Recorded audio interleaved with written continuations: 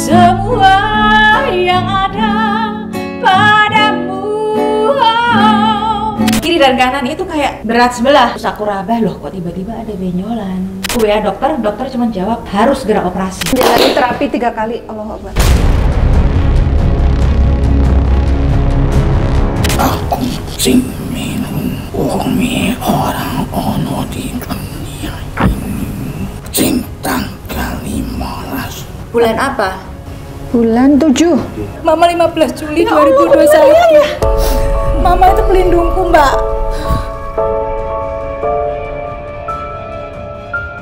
Awakmu ora iso tumbang.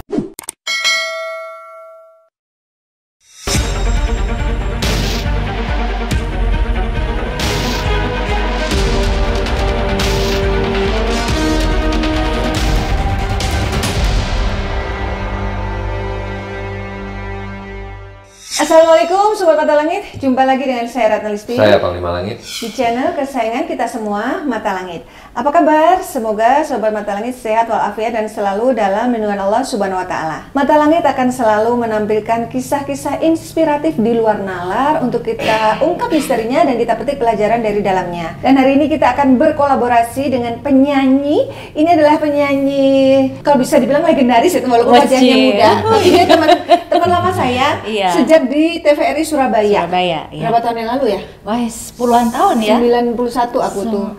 Aku bintang radio di Jawa Aku Timur. pindah ke Surabaya 92. Iya benar, angkat iya kita kan. itu. Aku juara BRTV itu Jadi, 2000. Ini alumni BRTV. 93 aku, BRTV 93. Aku bintang radio Iya. dan juga lulusan bintang radio Iya, Surabaya. Terus ketemu lagi di Jakarta. Terus sering juga nyanyi bareng di Jakarta. Udah puluhan tahun yang Iya. lalu. Tiba-tiba aku melihat postingan Reni kena kanker. Kaget banget aku. Ya Allah, Reni kena kanker dan menjalani proses Iya, kemoterapi dan betul. lain-lain. gitu. Semuanya sampai selesai.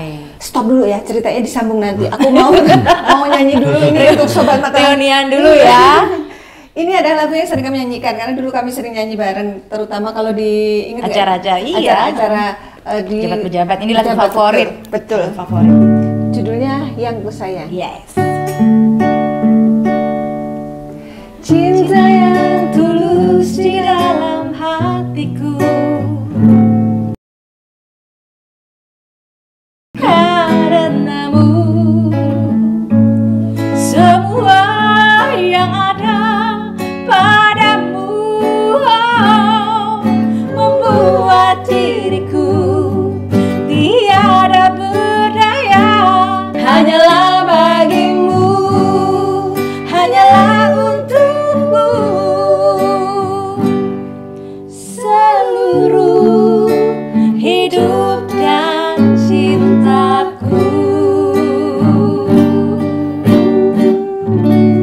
Yeay, setelah belasan tahun gak nyanyi bareng.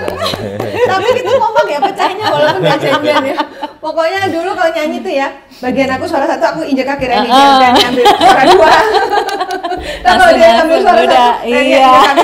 aku ambil suara dua gitu. Oke, sekarang kita cerita kisah pengalaman di luar nalar sih. Aku balikin dulu gitarnya. Oke. Ya, jadi aku kan nggak pernah lihat kamu sakit ya. Ya. Bahkan sebelum postingan tentang kanker itu, aku lihat kamu latihan Muay Thai. Ya. Semangat, aduh, aku kayak apa ya, terbakar gitu. Aku mau juga dong seperti ini, tapi aduh, berperang melawan malas itulah repot banget gitu. Akhirnya aku ngambil jalur olahraga yang lain ya. Gimana kok tiba-tiba kena kanker itu? Nah, aku juga kaget, Mbak, karena aku merasa amat sangat sehat. Aku itu nggak pernah sakit yang aneh-aneh. Sakit itu tuh paling-paling kadang-kadang cuman migrain masuk angin, itu doang. Dan aku juga merasa lifestyle-ku juga sehat, karena tau lah gitu kan, aku rajin olahraga, aku itu nggak pernah minum alkohol sama sekali, nggak ngerokok sama sekali. Sama lah kita penyanyi yang begitu, apa, nggak neko-neko kan, neko-neko. gitu, bener-bener nggak pernah neko-neko. Begitu aku divonis cancer, itu semua teman-temanku, semua keluargaku yang ngerti aku itu pada nggak ada yang percaya, nggak ada yang percaya, dan aku pun denial, Mbak. Aku komplain sama dokter, kok bisa? saya ini sehat dokter, saya tuh nggak ngerasa apa-apa begini-begini segala macam. Kanker apa kalau boleh tahu nih? Kanker payudara. Yang kiri kan? Kiri, kanker payudara, dan grade-nya dan stadiumnya itu stadium 3, grade-nya pun sudah grade 3. Jadi kalau di cancer itu grade 3 itu adalah grade yang paling tinggi. Aduh, tapi Kalau emangnya nggak ada stadium- keluhan sebelumnya? Nggak, stadium itu kan sampai 4. Nah kalau grade itu yang paling tinggi itu 3, itu artinya yang paling reaktif. Jadi sel-sel kansernya itu yang amat sangat reaktif. Yang udah yang susah disembuhkan, amat sangat reaktif, itu yang paling. Terus aku nggak ada perasaan nggak ada rasa sakit dimanapun, nggak. Aku baik-baik aja, bahkan sampai menjalani semua proses pengobatan pun aku tidak merasakan sakit sama sekali. Tapi awalnya bisa divonis dokter itu ada keluhan apa? Kan tentu Aku datang ke cuma dokter. gini aja, tiba-tiba aja kok aku ngerasa, sorry ya, aku jalan kok tiba-tiba kayak antara, maaf gak apa-apa ya diomong, Iya. kiri dan kanan itu kayak berat sebelah gitu loh Mbak. Oh. Terus aku lihat di kaca, loh kok tiba-tiba sebelah kiri tuh kok kayak bengkaknya itu nggak make sense. Aneh ya? Terus aku rabah, loh kok tiba-tiba ada benjolan. Udah dari situ terus gercep aku sama adikku ke dokter. Di situ dokter cuma diperiksa, ini cuma kelenjar aja kok sepertinya, karena bisa jadi karena faktor hormonal atau karena faktor usia, mau menopause apa segala macem lah. Tapi nggak ada salahnya USG. Ya kan? Begitu aku USG, hasil yang keluar kan dokter bilang kalau hasil USG sudah keluar, tolong saya segera di WA. Hasil USG keluar, aku WA dokter, dokter cuma jawab hasilnya kurang bagus, harus segera operasi. Lemas nggak Mbak aku Mbak? Lemas aku, kok harus segera operasi. Besoknya aku ke dokter, aku komplain. Kenapa dokter segampang itu memutuskan saya harus segera operasi? Padahal kan masih ada tahapan lain. Kenapa nggak diperiksa lagi begini? Dokter cerita, Bu, angka biratnya sudah 4. Artinya kalau angka birat sudah 4, meskipun ibu mau scan ataupun apa, tetap aja endingnya operasi. Mumpung benjolannya itu masih kecil dan masih bisa diangkat benjolannya saja, harus segera operasi. Gitu kan. Udah terus akhirnya kamu ikutin operasi? Aku ikutin jadwal operasi, tapi ternyata begitu jadwal keluar itu barengan dengan aku harus berangkat umroh Mbak. Jadi aku itu sudah daftar umroh di bulan Juni, jauh sebelum aku itu ngerti kalau aku sakit. Jadi saat aku berangkat umroh semua persiapan sudah beres, aku itu masih dalam kondisi yang aku masih sehat-sehat aja, aku nggak ngerti kalau aku sakit. Tiba-tiba Juli akhir keluarlah vonis aku cancer itu. Agustus pertengahan aku jadwal operasi untuk angkat benjolan aja keluar, tapi aku bentrok sama berangkat umroh. Jadi aku harus memilih salah satu. Dok, saya milih berangkat umroh dokter. Dokter kaget, tapi resikonya benjolan akan makin besar. Nggak apa-apa dokter, saya mau berdoa langsung di rumah Allah. Saya yakin Allah akan melindungi saya. Keren ya Pak. Berangkat terusan jebret. Dan selama umroh aku itu amat sangat banyak banget kemudahan Mbak. Aku berdoa di tempat-tempat mustajab, orang lain itu berdesak-desakan dengan susahnya, aku qadarullah gampang banget Mbak.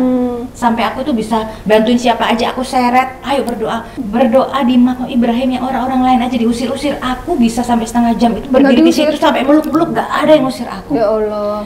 Di Ka'bah semuanya Mbak, sampai aku bisa bantuin yang lain-lain. Di situ aku merasa ya Allah, mungkin ini pertanda Allah akan menyembuhkan.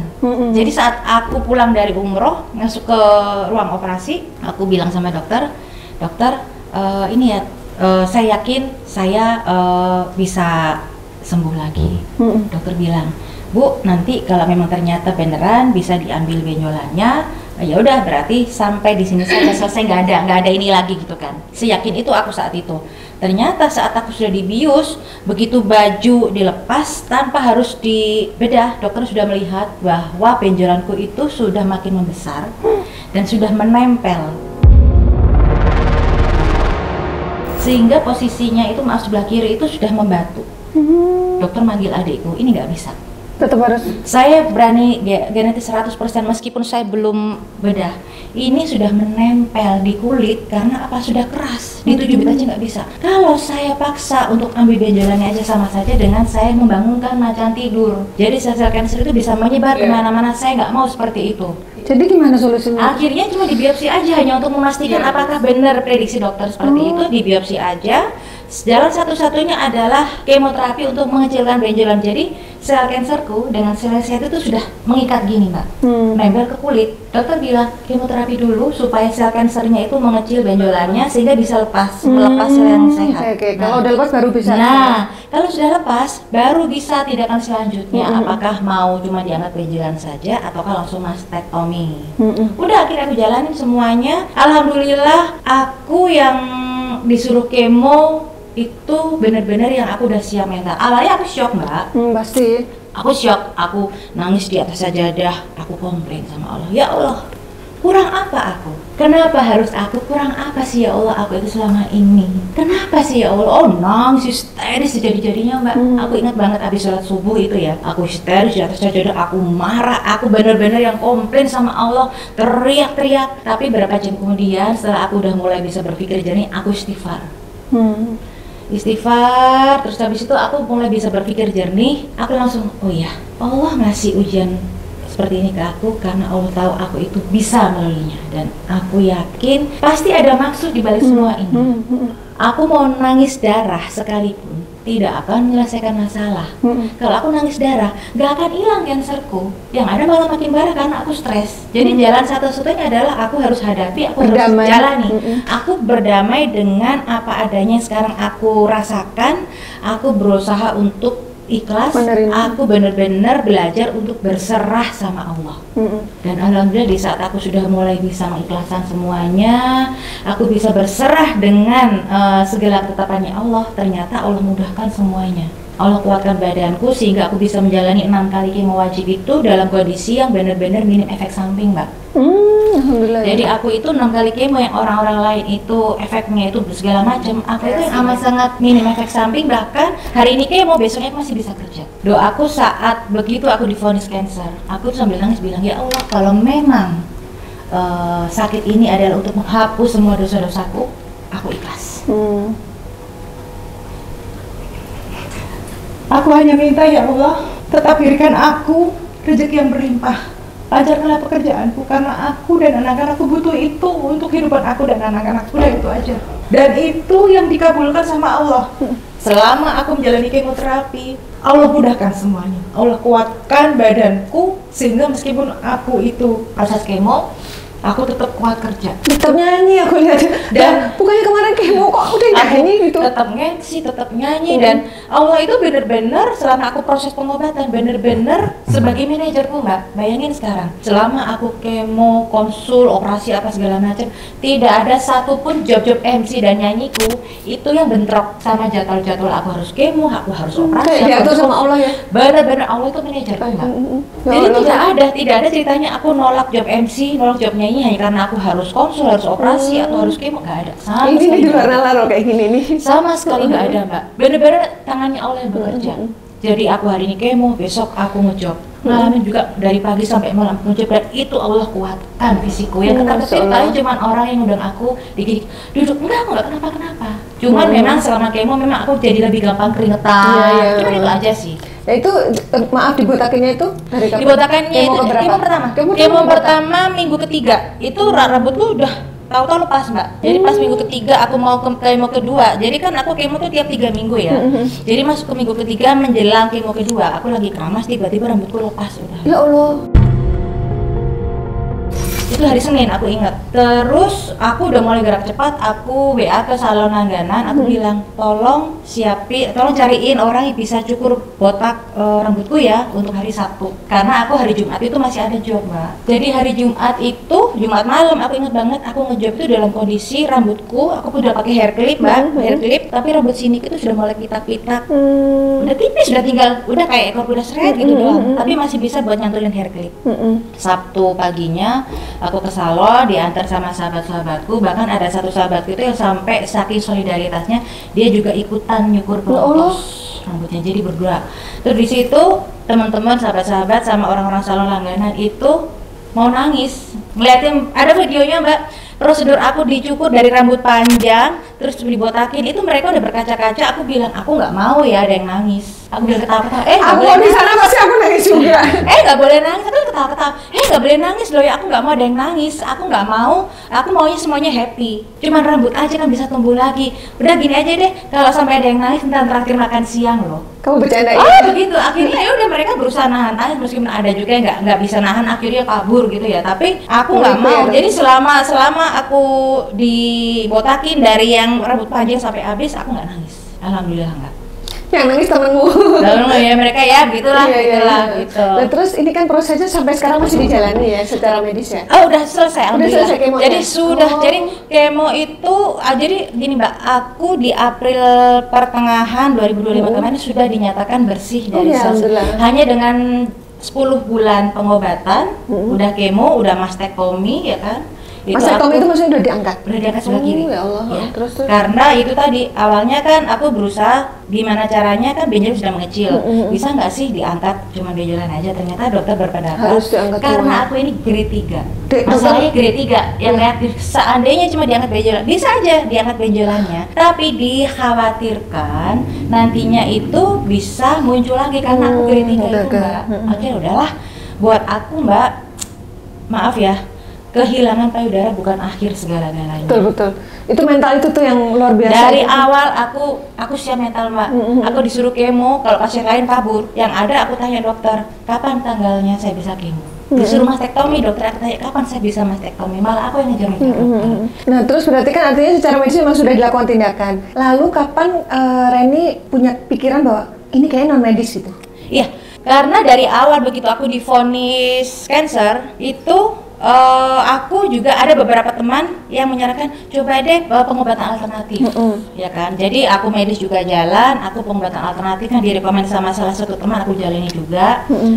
Dia bilang saat itu sebelum aku berangkat umroh ya, dia bilang, Mbak, jangan sampai operasi, karena ini non medis. Non medis karena saking kelamaannya bisa jadi medis, dan itu memang setelah aku lihat-lihat juga banyak ceramah-ceramah ustadz-ustadz yang bilang seperti itu juga. Jadi oh iya, tapi sayangnya orang pertama ini bilang, aku tanya maksudnya siapa, dia nggak mau ngomong lebih jauh. Jadi aku buat aku kalau orang berani ngomong harus ada dasarnya dong, jangan dipikir aku bangga begitu. Udah akhirnya nggak percaya. Terus akhirnya pas aku mulai kemo, ada temen juga ngerekomen pengobatan juga, alternatif kedua. Bukan alternatif kedua itu untuk menguatkan badan gitu kan ya, cuman tenaga chi gitu loh Mbak. Tapi aku juga cerita nih ke teman yang rekomen aku untuk tenaga chi itu. Sebenarnya Mbak, Mas tahu nggak sih, aku itu ada satu orang yang kemarin ngobatin aku bilang, kok dibilang katanya aku tuh non medis. Nah temanku ini bilang, oh tenang aja Ren, kamu jalanin aja yang terapi chi ini ya, tapi kalau kamu pengen ketemu, aku juga ada ini yang biasa nanganin keluargaku. Dia bisa ngeliat, bisa nyabut, tapi nggak bisa bentengin. Aku minta foto kamu aja deh sama video rumah, aku kirim lah. Ini dengan aku tetap medis ini Mbak, medis juga tetap jalan. Akhirnya namanya kita ikhtiar ya Mbak, ikhtiar itu apa aja aku jalanin, yang penting masih masuk akal sih aku. Udah dikirim foto apa segala macam, tengah malam dia WA, Ren, udah dilihat sama si X ini, di badan kamu ada gangguan gaib. Di tengkuk, dia udah dipasang, udah lama, laki-laki sama perempuan, terus juga ada di tengkuk. Habis itu maaf di bawah pusar. Nah, terus sama dilihat kok di teras rumah kamu kok kayaknya ada. Ditanam atau yang dia ngomong, karena kan yang ngomong masih temanku. Aku nggak kenal nih sama. Akhirnya aku dikasih nomor WA si yang yang bantuin aku komunikasi sendiri, janjian dia ke rumah aku hari apa gitu ya. Dia datang, pas dia datang tiba-tiba langsung menunjuklah, begitulah. Pernah masuk ular nggak ke rumah? Pernah datangin ular nggak? Nggak pernah didatangin ular. Oh tapi aku baru ingat gini. Jadi ceritanya gini, Panglima. Kenapa aku akhirnya juga berusaha untuk pengobatan non medis? Ada salah satu teman aku tiba-tiba WA. Bilang apa? Ini sebelum Yaki kita mundur lagi nggak apa-apa ya? Kenapa akhirnya aku memutuskan untuk aku coba non medis? Ada temanku WA, kakak baik-baik aja kah? Kenapa? Aku semalam mimpi rumahnya kakak dimasukin ular. Dan kakak digigit ular. Itu aku entar aku merinding. Aku merinding. Jadi bayangan saya tadi merinding. Pada saat Mbak Dan tadi ceritakan itu saya ngebayangin kan cerita masalah rumah kok. Saya perhatiin kayak ada ular yang datang ke rumah warna hitam. Itu. Makanya saya tanya. Jadi aku baru ingat Panglima untuk mimpi teman, padahal itu juga dibilang teman akrab enggak. Tapi memang kita sering komunikasi dan dia ternyata punya kelebihan juga mungkin mungkin ya cuma dia nggak mau mengakui gitu loh. Jadi dia sampaikan lah apa yang dia itu rasakan. dia bilang, "Kak, aku semalam mimpi aku itu main ke rumah kakak, tapi aku melihat ada ular masuk rumah kakak, terus kakak digigit sama ular itu." Terus tadi akhirnya aku memutuskan untuk yang pertama tadi itu ada teman yang ini pertama, terus yang kedua ini tadi, terus akhirnya datang terus habis itu ada video tapi nggak ngerti aku mungkin kayaknya udah nggak aku save ya. Dari sini dari tengkuk di terapi keluar apa? Keluar kayak butir-butiran bening kayak garam ya, tapi keluar dari sini dan itu benar-benar keluar terus. Aku dibilang, "Mbak, ini panas banget rasanya kalau dikeluarin, tolong ditahan. Kalau sampai mau pingsan jangan sampai diikutin, baca istighfar, sholawat apa segala macam sampai bisa keluar semua." Di sini itu keluar butiran-butiran lembut kayak garam, serbuk putih gitu, putih Mbak, putih. Terus maaf di bawah pusar juga keluar. Rasanya apa waktu keluar barang itu? Panas Mbak, Panas ya? panas. Dan di sini tuh begitu ini merah. Aku nggak bisa ngeliat, cuman adikku ngeliat emang merah. Jadi terus saya melihat ada sosok siluman Banaspati juga, makanya saya nggak rasa kayak kepanasan gitu kan. Itu makhluk api yang memang ya istilahnya tuh kalau di bangsa setan kepala api lah dibilang, kepala berambut api. Banaspati itu membuat hawa panas. Panas begitu keluar panas. Terus terakhir ini kan keluar di sini di bawah pusar keluar, akhirnya dia ke taman. Teras depan itu ada taman, terus habis itu ada satu titik persis di bawah teras itu yang dia di dalam sini. Dia tuh bilang, "Tapi ini kok kayaknya hawanya kuat banget, jadi tolong ada yang megangin kakinya dia." Ada yang megangin kakinya dia, tiba-tiba diambil keluar keris. Keris dari tanah itu kecil. Aduh makanya sejari segini ya, segini. Terus ada ujungnya itu ada kepalanya warna kuningan. Kepala gini doang sih ya. Gambar apa enggak lupa ya. Makanya itulah aku warnanya kuning. Terus apa kata si terapisnya? Jadi yang di badan itu sudah lama banget ditanam gitu loh. Tujuannya awalnya sih bukan untuk jajan, hanya untuk supaya aku nurut dan itu aja. Terus yang di taman itu jauh lebih baru, tapi ya udah berapa tahun. Tapi udah tujuannya itu sudah yang kalau aku udah nggak bisa nurut, aku mati endingnya. Jadi memang dalam bayangan saya tuh kayak ada kabut hitam yang mengitari rumah itu, menutup, membungkus. Habis itu saya ngeliat ada siluman kera, Banaspati tadi. Habis itu ada kayak siluman buaya juga. Saya nggak ngerti nih siluman buaya badan mengikuti dan menempel. Habis itu ada siluman kelawar. Kalau kelawar ini biasanya membuat hawa ngantuk, susah tidur, malam jadi siang, siang jadi malam. Istilahnya begitulah. Karena kalau kan dia tidurnya malam nggak tidur. Saya susah tidur, tapi memang kan karena saya biasa tahajud juga. Cuma dengan aku biasa tahajud Mbak, otomatis kan jam tidur saya jadi amat sangat berkurang juga gitu loh. Terus tapi sering waktu itu pusing. sempat mengalami Saya sering batu-batu pusing. nggak waktu itu? Enggak ya? Enggak, cuman sering pusing. Pusing aja ya? Sering pusing.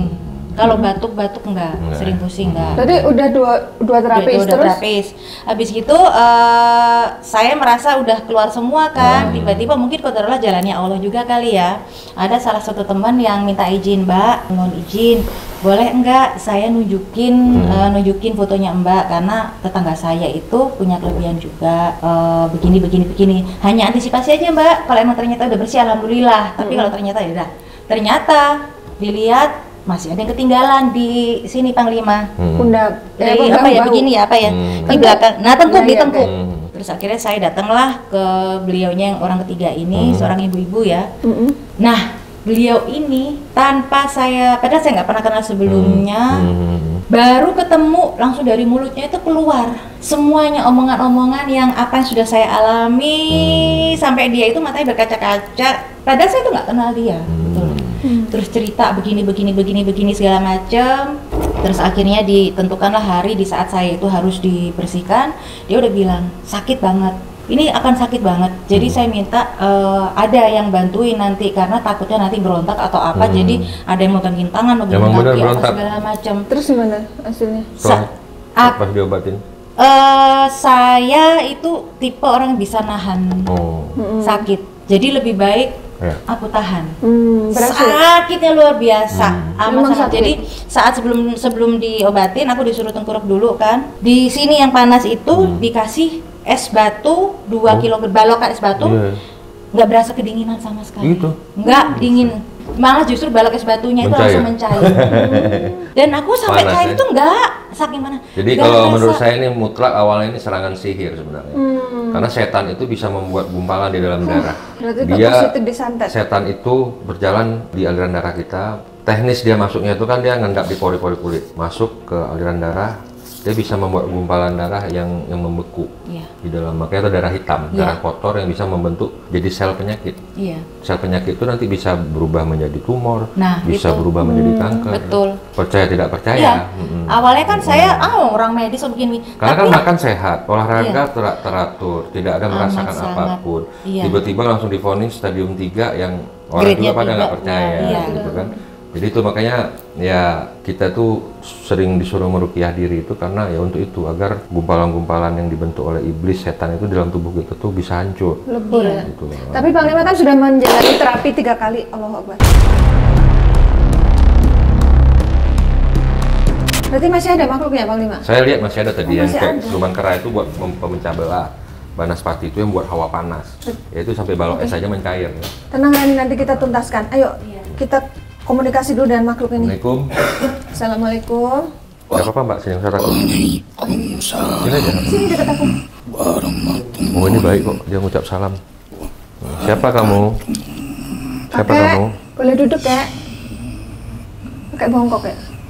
Mungkin dari leluhurmu, coba tanya. Iya. Siapa punya kakek? Assalamualaikum.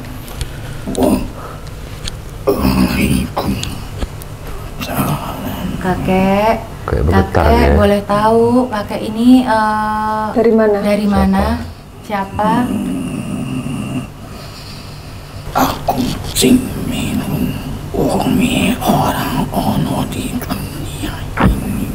Sing apa? Sing melu wong sing wis ora ono di dunia. Jadi orang yang diikuti dia sudah nggak ada. Sudah meninggal. Orang yang diikuti dia sudah meninggal. Yang diikuti laki perempuan? Laki atau perempuan? Sing tanggal 15 orang ono. Yang meninggalnya tanggal 15. Yang meninggalnya tanggal 15. Bulan apa? Bulan 7. 15 bulan 7. Siapa? Yang selama ini ngikutin almarhumah mama. Mama udah nggak ada. Mama 15 Juli Ya Allah, 2021. Mama itu pelindungku, Mbak.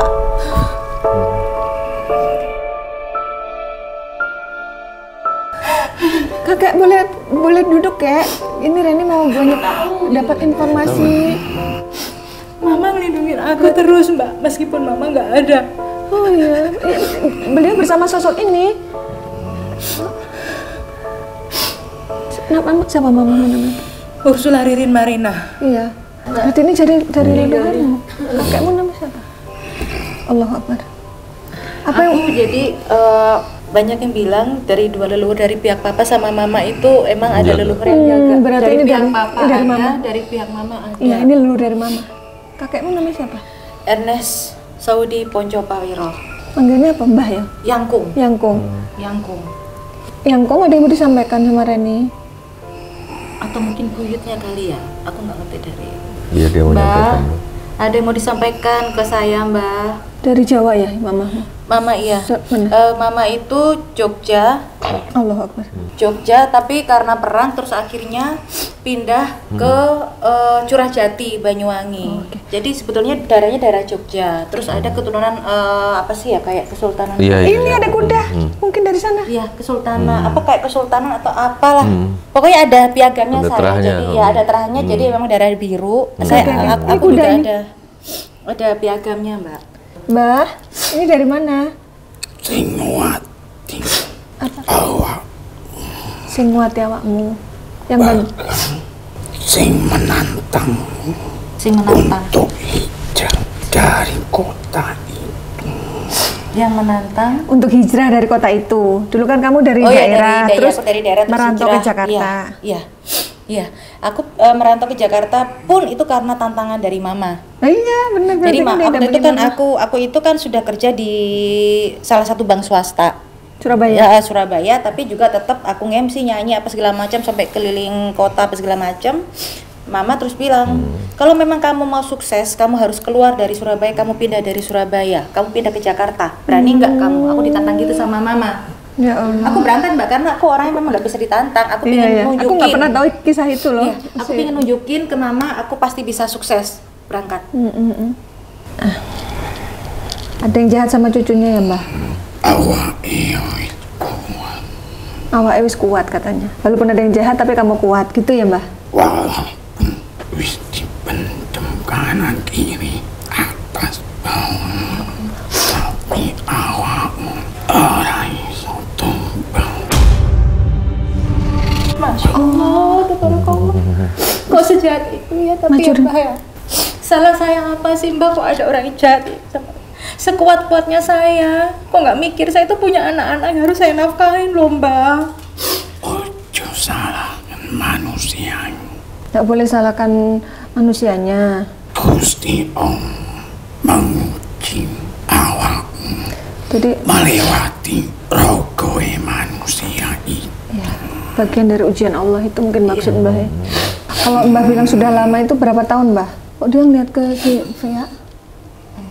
Ojo di orang-orang kesalahan Oke. Oh, nggak boleh dikorek, Nggak boleh dikorek kesalahan siapa. siapa. Ini untuk bahan introspeksi Mbah, mungkin ada kesalahan Reni yang harus diperbaiki. walaupun sesungguhnya dirimu pun Sudah tahu kamu pelakunya. Iya.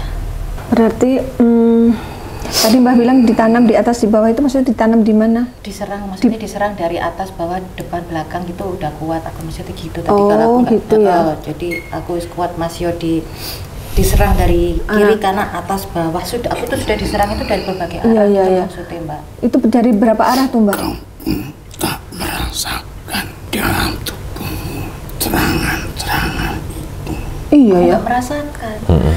Saya itu nggak ngerasa apa-apa Mbak. Saya itu merasa badan Baik-baik saja. baik-baik aja, sehat-sehat aja. Ya paling cuman ya apa sih ya? Wajar lah harus pusing, apa cerita saya biasa, masuk angin. pusing, masuk angin, gitu aja. Sama akhir-akhir kan April kemarin udah dinyatakan bersih dari sel-sel kanker, tapi abis itu kadang-kadang kayak celekit tuh. Nah aku mikir ini celekitnya itu apakah masih sisa-sisa efek kemo atau akhirnya kan aku jadi takut ya apa ada serangan baru lagi. Oke, coba tanya Karena Mbak ya. kalau celekit itu aku dulu nggak ngerasa. Jauh Jangan takut.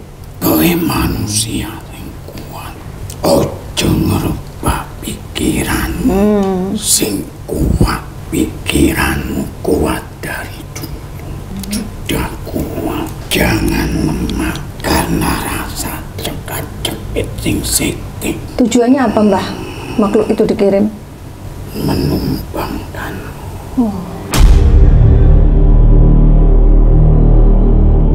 Harapannya kalau Reni tumbang apa? Keuntungannya apa buat dia? Sesungguhnya kan niat itu niatnya untuk Menundukkan. Oh benar tadi pantauan di terapi sebelumnya. Tujuannya menundukkan lalu. karena wis suwi sudah mengakal, jadi ia mencari kelemahan wanita. Iya, makhluk itu jadi mencari kelemahan di badan kamu. Terus tujuannya menundukkan, tapi kok ujung-ujungnya kok jadi pengen biar tumbang? Itu mau pengen mati maksudnya supaya aku mati. Awalnya Bang itu karena telah sekian lama ada di awakmu, semakin lama menggerogoti awakmu. Karena kamu nggak rasain, jadi makhluk itu bersemayam terlalu lama di badanmu, akhirnya menggerogoti fisik ya. Berarti positif ya, awalnya non medis jadi medis ya Mbah? Iya, jadi pengentalan darah. Bukan pengentalan, panas ya. penggumpalan. Iya. karena panas Akhirnya sudah diterapi nih Mbah, sudah 3 kali. Nah apakah masih ada Mbah di badannya yang makhluk yang bersemayam Mbah? Luka akan selalu meninggalkan bekas jadi masih ada ya Mbak.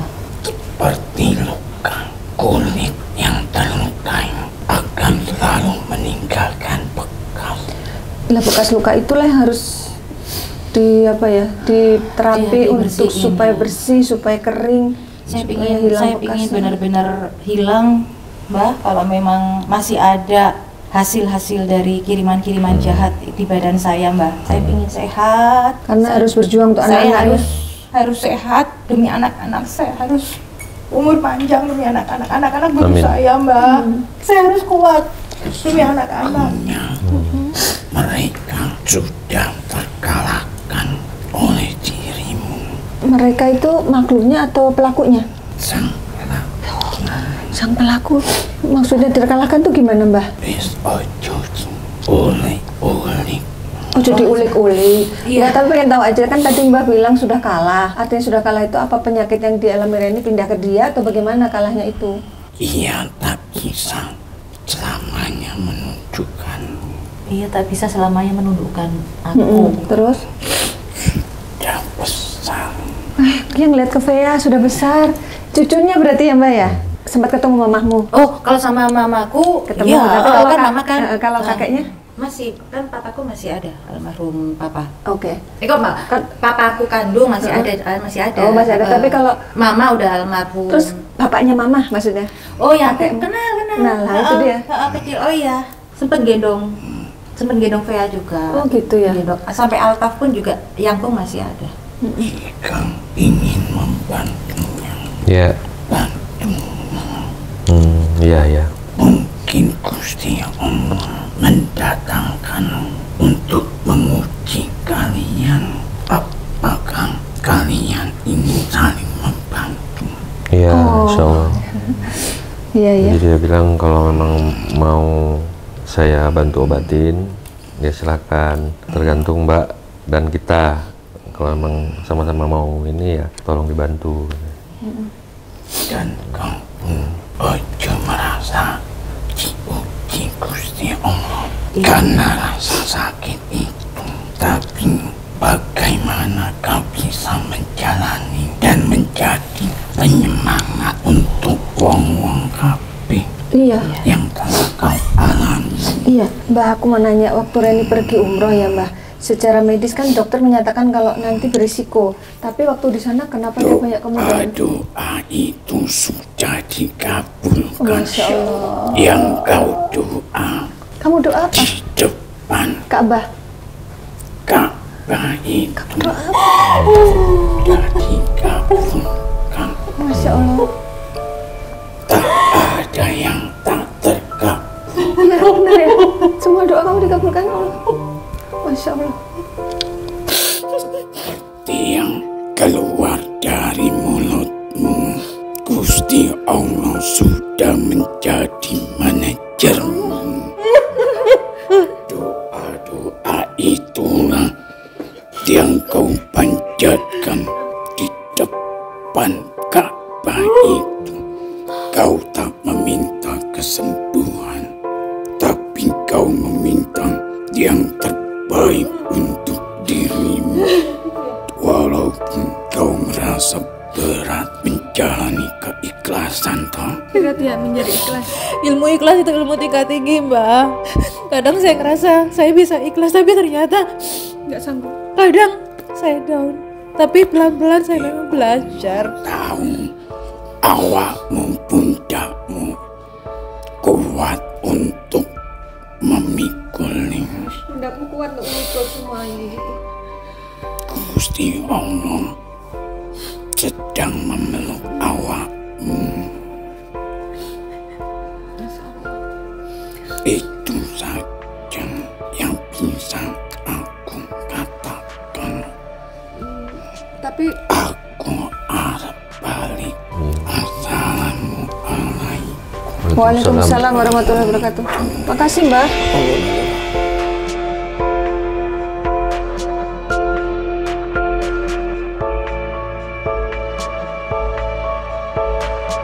Ibumu sangat berperan di dalam hidup.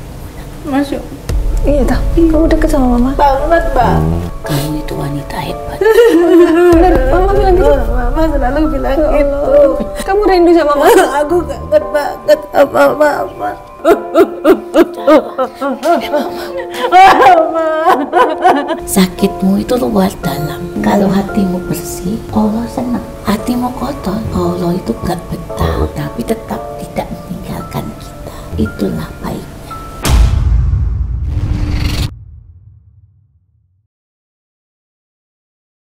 Ada settingan nggak tadi? Oh, bagaimana mau settingan orang dari awal aja udah kok tahu 15-7.